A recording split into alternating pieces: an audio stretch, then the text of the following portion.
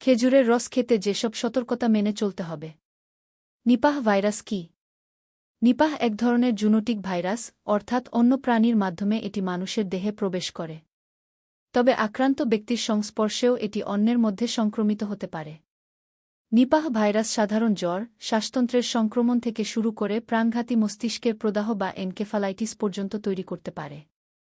এনকেফালাইটিসে প্রায় শতভাগ মৃত্যু ঘটে থাকে। কিভাবে বুঝবেন? নিপাহ ভাইরাস সংক্রমণ হলে প্রথমে জ্বর, মাথা ব্যথা, পেশিতে ব্যথা, গলা ব্যথা বা বমির মতো উপসর্গ শুরু হয়। মস্তিষ্কে প্রদাহ হলে 2-4 থেকে 4-8 ঘণ্টার মধ্যে রোগী অচেতন হয়ে পড়েন, খিঁচুনি হতে পারে। গত কয়েক দিনের মধ্যে কাঁচা খেজুরের রস পান করে থাকলে এ ভাইরাসে আক্রান্ত হওয়ার বিষয়টি সন্দেহ করা যায়। সেবাদানকারীর সতর্কতা।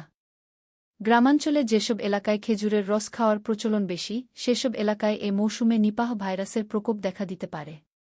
কেউ জ্বরের পর অচেতন হয়ে পড়লে দ্রুত হাসপাতালে নিতে হবে।